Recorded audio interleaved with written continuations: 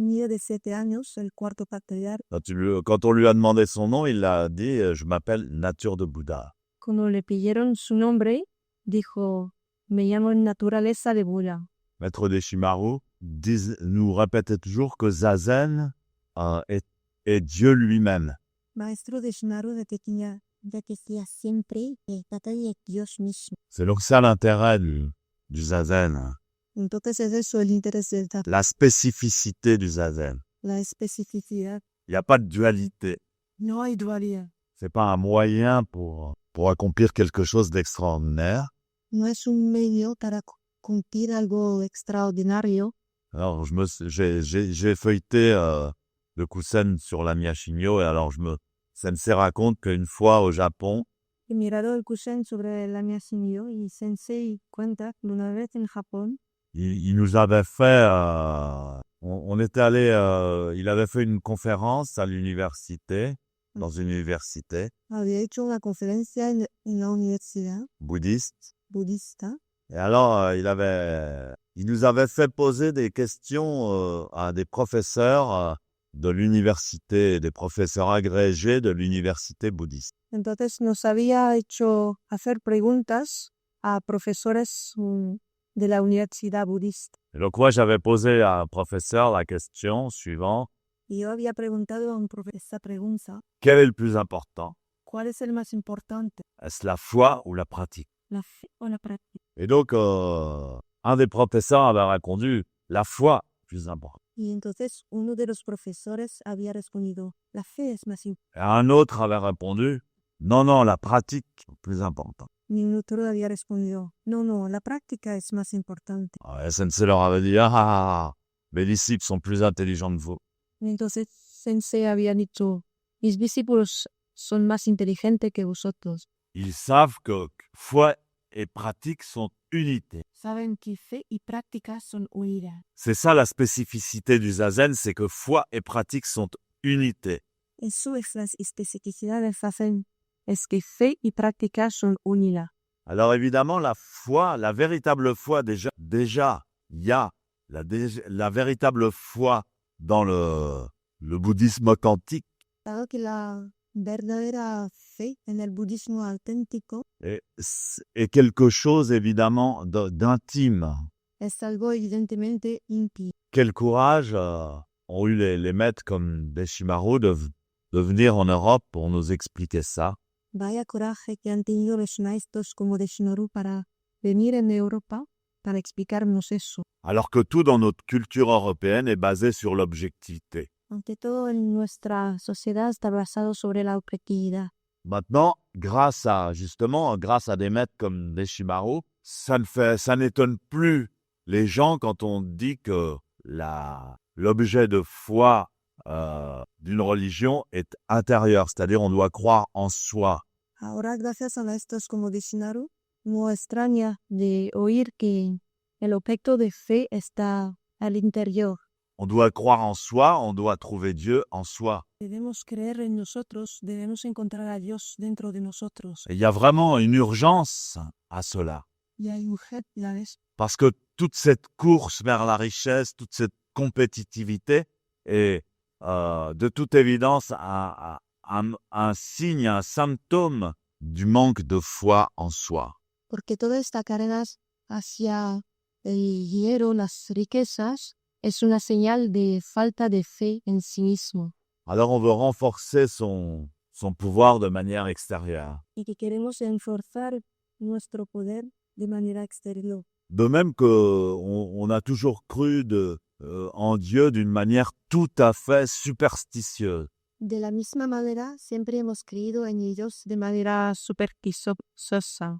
Et Sensei déjà, donc j'ai découvert aussi dans son enseignement, je me rappelle pas de tout, et des fois je fais des surprises en relisant l'enseignement de Deshimaru.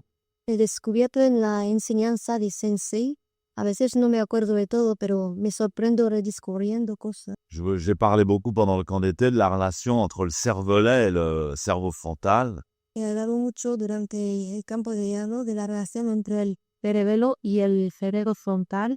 Et donc j'ai trouvé exactement la même explication donné par Maître Deshimaru.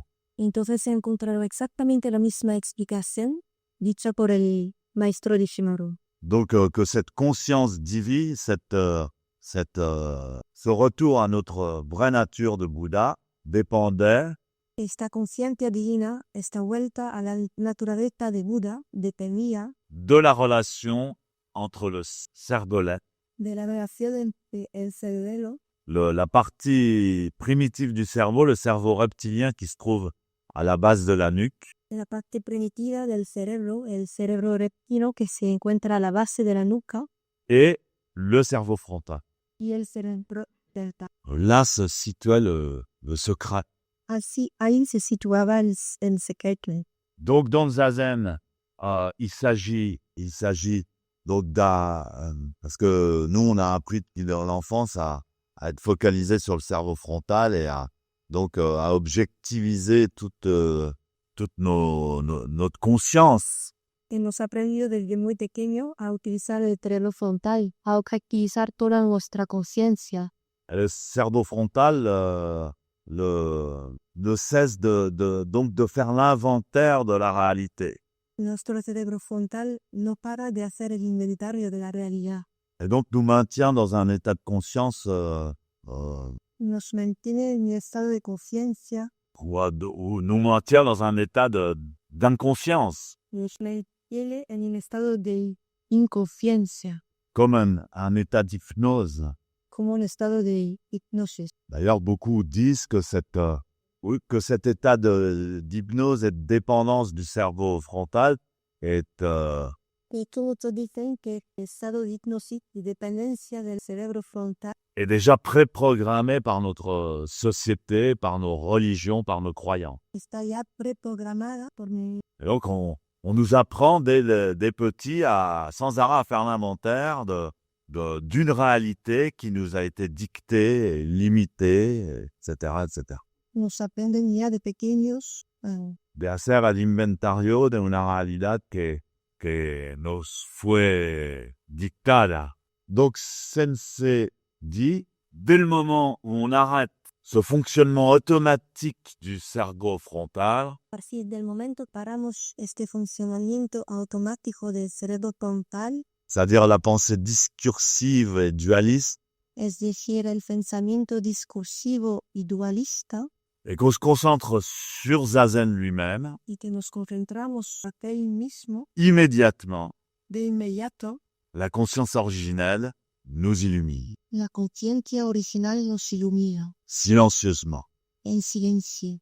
C'est la conscience, Es la conciencia, disons sans pensée, direct. es la conciencia directa. On l'appelle la conscience silencieuse, Se llama la conciencia silenciosa. parce qu'elle a pas besoin justement d'être définie. Porque no necesita de ser definida. Ça appartient à une chose plus directe. Pertenece a algo más directo. C'est un peu comme la différence de quelqu'un qui est avec sa bonne femme et qui lui demande toutes les 5 minutes est-ce que tu m'aimes encore, tu m'aimes? Es como alguien que está con su mujer que le pide cada 5 minutos. ¿Me quieres? ¿Me quieres? ¿Me quieres todavía? Mais quand l'amour est là, il n'y a pas besoin de parler. Pero cuando el amor está aquí, no hay necesidad de hablar. Et donc même dans nos relations, justement comme les relations amoureuses, Entonces, incluso en nuestras relaciones, como las relaciones amorosas, ces maladies de l'esprit qui nous ont été imposées par notre société estas enfermedades del espíritu impuestas por nuestra se manifestent encore. se manifiestan. Au lieu d'avoir des relations silencieuses et pleines de confiance, En lugar de tener relaciones silenciosas y llenas de confianza, on joue un espèce de jeu de mots, des jeux intellectuels, des chantages, se juega juegos de palabras, chantajes intelectuales, qui nous sert à nous rassurer comme un aveugle qui toucherait les objets à tâtons pour être sûr qu'ils sont toujours là. que nos sirven para tranquilizarnos, como un ciego tocaría las cosas con las manos para tranquilizarse, Pour être sûr qu'ils sont là, ils n'ont pas disparu. para estar seguro que estas cosas están aquí, que no han desaparecido. On nous a d'ailleurs, à travers les religions, qui ont dominé le monde ces derniers millénaires, A través de las religiones que han dominado el mundo estos millenarios, on nous a programmés comme étant des infirmes.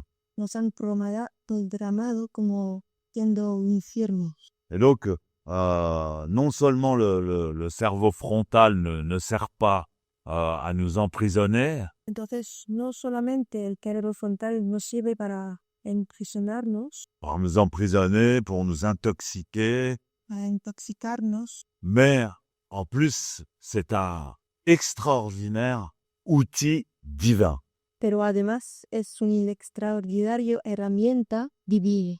Mais d'abord, avant de pouvoir le découvrir tel qu'il est, dans toute sa splendeur, Pero antes de descubrirlo tal y como es en toda su il faut d'abord le en primer lugar hay que réinitialiser. reinicializar. Alors c'est pour ça que j'ai une confusion, parce que dans le zen, Entonces es por eso que he tenido una confusión, porque en el Zen on a tendance à dénigrer donc ce cerveau frontal, tenemos la tendencia a denigrar este cerebro frontal, à dénigrer la pensée, a denigrar el pensamiento, parce que évidemment ce genre de pensée limitée, porque este estilo de pensamiento limitado effectivement, nous empêche de nous découvrir dans toute notre splendeur. efectivamente nos impide descubrirnos en toda nuestra esplendor. Alors on nous a toujours dit, ouais, t'es trop dans le frontal, c'est pas bon le frontal. Entonces siempre nos han dicho, no, están demasiado en el frontal. Mais en réalité, ce cerveau frontal n'est pas, comme dirait l'autre, ne nous a pas été donné pour rien. On n'a pas été conçu avec quelque chose qui n'est qu'un parasite.